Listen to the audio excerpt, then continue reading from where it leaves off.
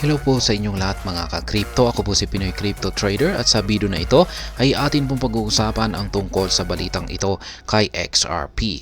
Kung saan ay ito raw po yung kailangan po nating bantayan na support at saka resistance levels niya.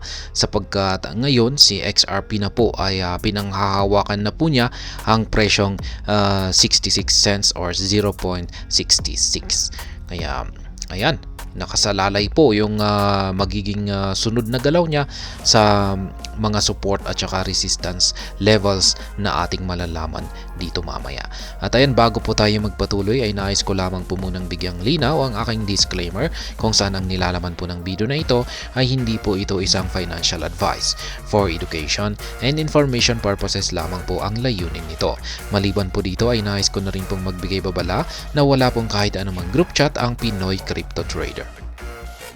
Yan, sabi po dito ay XRP has reclaimed and held above the pivotal 66 cents price territory. Kaya yan, nabawi na po ni XRP ang presyong 66 cents or 0.66 na price territory. Kaya yan, nandito na po siya sa kanyang ibabaw. Kaya ayan, prompting market analyst Dark Defender to unveil next support and resistance levels to watch amid sustained optimism. Kaya ayan, si Dark Defender po ang ayan, naglabas po sa sunod na support at saka resistance levels na kailangan daw po nating tutukan. In a recent analysis on X, Dark Defender expressed satisfaction as XRP achieved the 0.6649 target. Notably, this milestone had been met with skepticism by some market participants. Kaya yan na nga, na-achieve na ni XRP ang target na ito na binanggit ni Dark Defender sa kanyang nakalipas na analysis. The sentiment surrounding XRP had been different from the previous week, with many anticipating a potential crash. Dark Defender highlighted the resilience of those who remain optimistic, emphasizing a relaxed stance in the absence of worries. Kaya yan, sabi po kasi rito ay meron pong marami daw po ang mga nag-a-anticipate or parang yung nakikita nila na ang mangyayari raw kay XRP ay magkakaroon ng crash or matinding pagbagsak. Pero ayan, hindi po ganyan ang nangyari kung saan ay yan na nga, umaakyat po si XRP. The analyst dismissed the notion that a $1 valuation for XRP was impossible.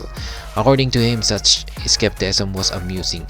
He stressed that despite initial skepticism, XRP successfully reached and even surpassed the first target of $0.6649, a level that had faced mockery. Kaya yan, ang nangyari rito, marami po talagang mga skeptic yan na against po rito or hindi po nagtitiwala kay XRP.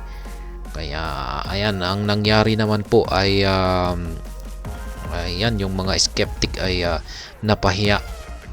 Ayan, napahiya na naman sila kasi yung 0.6649 po kasi na ito ay tinatawag po ni Dark Defender na ito raw yung price level na punong-puno ng mockery yan or panluloko. Yung parang hindi yung pangluloko na yung parang dito pumapasok yung maraming mga skeptics. Ayan. Ayan, mockery. Paano ba natin ipapaliwanag yung mockery na yan? Ayan. Basta maraming mga kritiko yan na pumapasok. Ayan, pagdating sa presyong ito or price territory na ito ni XRP.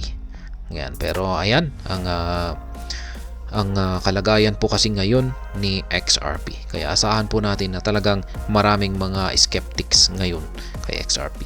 Dark Defender emphasized that closing above this level in the daily time frame would establish a new support, signaling positive momentum for XRP. Interestingly, the analyst then went on to highlight these eminent short-term support and resistance areas. Kaya ayan, ito na po yung kanyang nais na ipagbigay alam na support at saka resistance levels.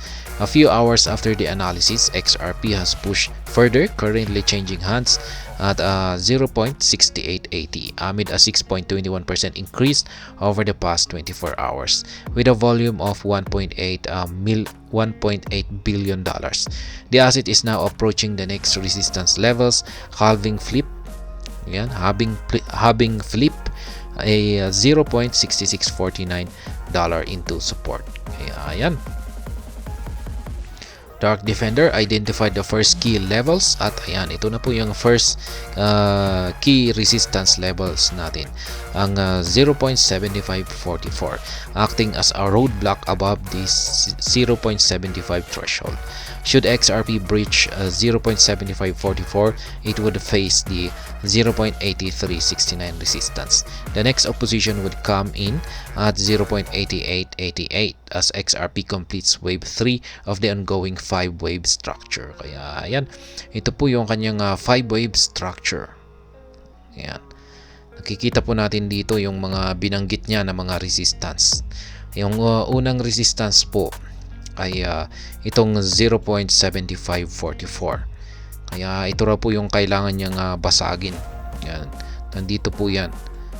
Yan. Nasa 261.80% ng Fibonacci. Yan. Fibonacci level po niya. Dapat ito po yung kauna-unahang resistance niya. Pero pag nabasag po niya ito, ay yung sunod naman na resistance ay nandito po sa 0.8369. Ito po ay 361.80% ng kanyang Fibonacci tool. Kaya ayan, dito po mako-form yung wave 4. Ayan, patungo po tayo sa wave 3. Ayan, wave 3 po ito. Kaya posible pong akyatin niya hanggang dito sa ayan na 0.95. Halos malapit na po sa $1. Ayan, tapos magkakaroon ng retracement dito sa 0.8369 ulit. Ayan, bago siya magpapatuloy sa kanyang pag-akyat. Ayan, ganyan lamang po kasimple yung kanyang 5-wave pattern dito, wave structure. The 0.8888 point serves as the latest major roadblock before the much coveted $1 threshold. Ayan, ito raw po yung pinakahuling resistance natin bago niya akyatin ang presyong $1. Once XRP breaches 0.8888, it could face a smooth sail to 1.0507. Ayan, kung nabasag daw po niya ang resistance na 0.8888 ay magiging mabilis daw po ang kanyang pag-akyat sa presyong 1.0507. Dark Defender has advised investors to look out for these levels as they would serve as major hurdles to XRP's uptrend. Kaya ayan, bantayan daw po natin yung mga resistance line na ito kasi ito yung mga magsisilbing mga roadblock or harang sa pag-angat ni XRP. Conversely, the analysts highlighted important support levels that could help XRP hedge against further dips amid a price collapse. The first support level now sits at 0.6649. Ayan, ito naman po yung pinaka-first na support level natin. Nasa 0.6649. Ayan, maganda pong bumili rito kapag bumagsak yung presyo ni XRP. Ayan, maganda pong bumili rito. And if the bears overtake this point, XRP would need to hold the support at 0.6044 as this is the last line of defense below the 0.60 threshold. Kaya yan, yung sunod naman kung sakaling nabasag po ng mga bears ang support line na 0.6649. Yan, yung sunod naman po na support line natin ay nandito sa 0.6044. Kaya yan, dapat may nakaabang na rin po tayo dito na ayan, kung gusto nating bumili ng XRP ay ayan, nakaabang po tayo rito. Ayan, sinabi niya po kasi rito na XRP hedge, yan yung mga support lines ay maganda raw po itong gamitin para pang hedge sa further dips ng isang price collapse ng XRP. However, losing 0.6044 could potentially bring XRP to the 0.5286 level. Kaya yan, kung nabasag naman yung 0.6044 na support line, ay babagsak po, posible po itong bumagsak pa hanggang dito sa 0.5286. Yan. These support points are crucial for sustaining XRP's current positive trajectory, helping to reduce potential downward pressures. XRP pots hinges on demand and the prevalent trend in the broader market. Kaya ayan, yung mga support line po talaga na ito ay yung pinipigilan, sila po yung pumipigil sa pagbagsak ng market price ng XRP. Yung mga resistance line naman ay ito yung pumipigil sa pag-angat ni XRP. Kaya ganyan lamang po kasimple yung support at saka resistance line. Kaya mahalaga po talaga ang mga ito yan sa pag-pre-predict sa market direction ng halos lahat ng crypto asset. Yan ay ginagamitan po ng mga technical analyst ng support and resistance lines. Hindi lamang po si XRP. Kaya ayan, may nagkaroon na po ng matinding support si XRP at mukhang kung magpapakita ng kung talagang matibay yung support line niya ay wala na siyang ibang mapupuntahan kundi ang paakyat. Kaya ayan, basta ang importante ay bantayan na lamang po natin yung support at saka resistance line natin, kasi hindi po talaga natin alam, hindi mahirap po talagang sabihin kung alin sa mga support or resistance line ang mababasag. Ayan, hanggang dito na lamang po tayo sa video na ito. Sana po ay inyong nagustuhan ang aking paliwanag dito. Kung inyo po itong nagustuhan ay pakiclick lamang po ang like button nito. Para naman po sa mga bago lamang dito, kayo po ay aking inaanyayahan para mag-subscribe.